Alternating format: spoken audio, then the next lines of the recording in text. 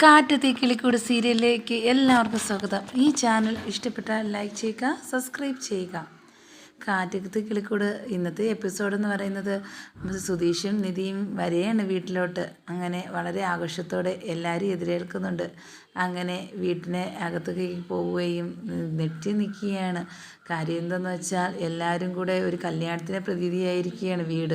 അപ്പോഴത്തേക്കും ചോദിക്കുന്നുണ്ട്, എന്താ ഇവിടെ ഭയങ്കര ഒരു ബഹളമാണല്ലോ, എന്ത് പറ്റിയെന്ന് ചോദിക്കുന്നത്. അപ്പോൾ അവന് ഒരു റിസപ്ഷൻ അറേഞ്ച് ചെയ്തിട്ടുണ്ട് എല്ലാവരും കൂടി, അതുകൊണ്ട് നമുക്ക് വേണ്ടിയാ ഇതൊക്കെ ചെയ്തിരിക്കുന്നത് എന്ന് സുധീഷ് പറയുന്നുണ്ട്. എന്താ കല്യാണത്തിന് റിസപ്ഷനോ, എന്താ ഇങ്ങനെയൊക്കെ? ഇത് തന്നെ എനിക്കൊരു വല്ലാത്തൊരിതായിട്ടാണ് തോന്നുന്നത്. ഇപ്പോഴത്തേക്ക് റിസപ്ഷനായിട്ടോ അതെനിക്ക് പറ്റില്ല, ഞാൻ വരില്ല എന്നും പറയുന്നുണ്ട്. എന്തായാലും വരണം, എല്ലാവരെയും വിളിച്ച് ക്ഷണിച്ച ആൾക്കാരൊക്കെ ഒരുപാട് പേരുണ്ട് എന്ന് പറയുന്നുണ്ട്. അങ്ങനെ സുധീഷ് അകത്തേക്ക് ഇരിക്കുമ്പോഴത്തേക്കും അനിയന്മാരെല്ലാവരും പുറത്തുണ്ട്. അനിയന്മാർ പറയുകയാണ്, ഒരു ആളെ കൊണ്ടുവരുമ്പോഴത്തേക്കും സുഭാഷ് ഏട്ടൻ ഒന്നും ചോദിച്ചില്ല, എന്നിട്ട് വീടിനകത്ത് കയറ്റുകയും ഒരു അക്ഷരം മിണ്ടാതെ അവനെ വഴക്ക് പോലും പറയാതെ എങ്ങനെ ഇരുന്നയാ. എന്നാലും സ്വന്തം കാര്യം മാത്രം നോക്കുന്ന ആളാണ് ഈ സുധീഷ് എന്ന് പറയുന്നുണ്ട് ഹരീഷ്. ഇത് കേട്ടപ്പോഴത്തേക്കും അനിയൻ പറയുന്നുണ്ട്, എന്തായാലും നല്ല കാര്യമല്ലേ, വീട്ടിലൊരു പെണ്ണ് വന്നല്ലോ. കാര്യം എന്താണെന്ന് വെച്ചാൽ എല്ലാവരും പറയുമല്ലോ, ഒരു പെണ്ണ് പോലും ഈ വീടിനകത്ത് കയറില്ലാന്ന്. ഇപ്പം ആളുകളെല്ലാവരും കണ്ടില്ലേ വന്നത്, അതുകൊണ്ട് ഇനി തെറ്റ് പറഞ്ഞിട്ട് കാര്യമില്ല എന്ന് പറയുന്നുണ്ട്. അങ്ങനെ സുധീഷ് വീണ്ടും നിധിയുടെ അടുത്ത് ചോദിക്കുകയാണ്, എന്തായാലും വരണം, പുറത്ത് വന്ന് എല്ലാവരും മുമ്പിൽ വന്ന് നിൽക്കണം, എന്നാലേ ഒരു 2 മണിക്കൂറെങ്കിലും വന്ന് നിൽക്കണമെന്ന് പറയുന്നുണ്ട്. എന്നാൽ നിധി പറയുന്നുണ്ട്, ഇല്ല എനിക്ക് ഒരിക്കലും പറ്റില്ല, ഞാൻ പറഞ്ഞതല്ലേ, ഇനി എന്നെ നിർബന്ധിക്കരുതെന്ന് പറയുന്നുണ്ട്. അങ്ങനെ സുഭാഷ് ആണെങ്കിൽ ചോദിക്കുന്നുണ്ട്, കുറച്ച് നേരം ആയല്ലോ, കുറേ പേര് നോക്കിയിരിക്കുക, കണ്ടില്ലല്ലോ നിങ്ങളെ അങ്ങോട്ട് എന്ന് ചോദിക്കുന്നുണ്ട്. അപ്പോഴത്തേക്കും സുധീഷ് പറയുന്നുണ്ട്, റെഡി ആയിക്കൊണ്ടിരിക്കുക, ഇപ്പം വരുമെന്ന് പറയുന്നുണ്ട്. എന്നാൽ ഒരു മറുപടിയും ഇല്ലാതെ നിൽക്കുന്ന നിധിയെയാണ് കാണാൻ പറ്റിയത്. നിധി പറയുന്നുണ്ട്, ഞാൻ വരില്ല. കാര്യം എന്തെന്നാ, ഇവിടുത്തെ എല്ലാവരും വിചാരിച്ചിരിക്കുന്ന കല്യാണം നടന്നെന്നല്ലേ, പക്ഷേ കല്യാണമായിട്ടല്ല നടന്നത്, ഞാൻ അറിയാതെ ഒരു നാടകമായിരുന്നു അത്. പക്ഷേ അത് എൻ്റെ വീട്ടുകാർ വിചാരിച്ചു യഥാർത്ഥ കല്യാണമാണെന്ന്. അതാ എന്നെ വീട്ടിൽ പോലും പുറത്താക്കിയത്. അതുമാത്രമല്ല, ഒരു തെറ്റിദ്ധാരണ പേരില അച്ഛൻ്റെ അവസ്ഥയും ഇങ്ങനെ ആയത് എന്ന് നിധി പറയുന്നുണ്ട്.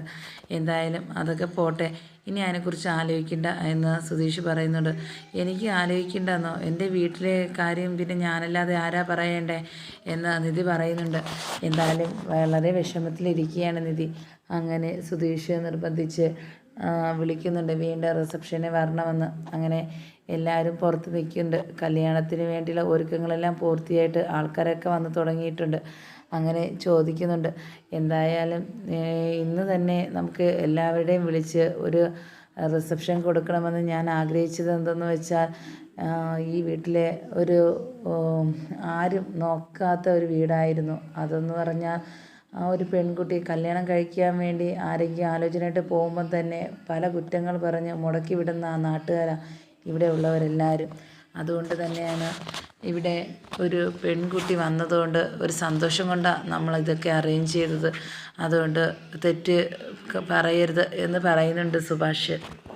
അങ്ങനെ നിങ്ങൾ വിചാരിക്കും പോലെ അല്ല കാര്യങ്ങളെന്ന് നിധി പറയുന്നുണ്ട്. എന്താ എനിക്ക് മനസ്സിലാവുന്നില്ല എന്ന് സുഭാഷ് പറയുന്നുണ്ട്. അത് ഞാൻ കല്യാണം രീതിയിലല്ലായിരുന്നു ഈ ഒരു സ്റ്റേഷനിൽ പോയപ്പോഴത്തേക്കും അവർ കല്യാണമാക്കി രജിസ്റ്റർ ചെയ്തതാണ്. പക്ഷേ ഒരു നാടകമായിരുന്നു നമ്മൾക്ക്, എനിക്കും സുധീഷിനും അറിയായിരുന്നത്. പക്ഷേ ഇതൊരു കല്യാണമായിരുന്നു എന്ന് തെറ്റിദ്ധാരണ കൊണ്ടാണ് ഇതുവരെ എത്തിയത് എന്ന് പറയുന്നുണ്ട്. എന്തായാലും രജിസ്റ്റർ ആയിട്ടുണ്ട് എന്നും സുധീഷ് പറയുന്നുണ്ട്. അത് ഞാൻ അറിഞ്ഞില്ല, പക്ഷേ സുധീഷിന് അറിയാമായിരിക്കും, എന്നിട്ട് എൻ്റെ അടുത്തും അത് പറഞ്ഞില്ല എന്നും നിധി പറയുന്നുണ്ട്. അങ്ങനെ രണ്ടുപേരും കൂടെ സംസാരിച്ചുകൊണ്ടിരിക്കുമ്പോൾ വീണ്ടും സുഭാഷ് പറയുന്നുണ്ട്, എന്തായാലും അതുവരെ കുറച്ച് നേരത്തെങ്കിലും വന്ന് പുറത്ത് നിൽക്കണം, ക്ഷണിച്ച ആൾക്കാരെല്ലാവരും അവിടെയുണ്ട് എന്ന് പറയുന്നുണ്ട്.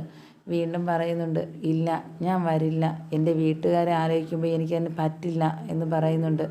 അങ്ങനെ അനിയന്മാരെല്ലാവരും കൂടെ എല്ലാവരും കല്യാണത്തിരക്കിൽ എല്ലാവർക്കും ആഹാരം വിളമ്പാനും അതുപോലെ തന്നെ വെള്ളം കൊടുക്കാനും ഒക്കെ ധൃതിപ്പെട്ട് നടക്കുക. അതിൻ്റെ ഇടയ്ക്ക് ഭാസ്കരനാണെങ്കിൽ ഫ്രണ്ട്സുമായിട്ട് അടിച്ചു പൊളിക്കുകയും ചെയ്യുന്നുണ്ട്. ഇതിനിടയിൽ സുഭാഷും സുധീഷും നിധിയെടുത്ത് പറയുന്നുണ്ട് എന്തായാലും അങ്ങോട്ട് വരണമെന്ന്. എന്നാൽ നിധി അത് സമ്മതിക്കുന്നില്ല, വരാൻ വേണ്ടി മടിക്കുകയും ചെയ്യുന്നുണ്ട്.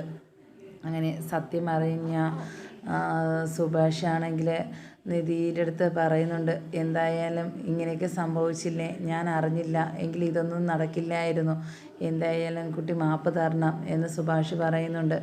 അങ്ങനെ സുധീഷ് അവിടെ നിന്ന് പോകുന്നുണ്ട്. സുധീഷ് പറയുന്നുണ്ട്, സുഭാഷിൻ്റെ അടുത്ത് വീണ്ടും സംസാരിക്കുന്നുണ്ട്. പറയുന്നതെന്ന് വെച്ചാൽ എന്തായാലും നീ പോലും എൻ്റെ അടുത്ത് ഈ കള്ളം പറഞ്ഞില്ല, എന്തൊക്കെയാണ് നാടകമാണ് നീ ഞങ്ങളുടെ അടുത്ത് പറഞ്ഞത്, അതുകൊണ്ട് നിനക്ക് ഇതൊന്നും പറ്റിയതല്ല എന്നൊക്കെ പറയുന്നുണ്ട്. ഒരടിയും കൊടുക്കുന്നുണ്ട് സുധീഷിന് സുഭാഷ്. എന്നാൽ ഇതെല്ലാം ഒന്നും കേൾക്കാത്ത മട്ടില്ല വീണ്ടും സുധീഷിൻ്റെ നിപ്പ്. എന്നിട്ട് നിധി പറയുന്നുണ്ട് എന്താ ചെയ്യുക, ഞാനിനി എന്ത് ചെയ്യും, എല്ലാവരും എന്നെ പ്രതീക്ഷിച്ചിരിക്കുകയല്ലേ, പോണോ വേണ്ടേ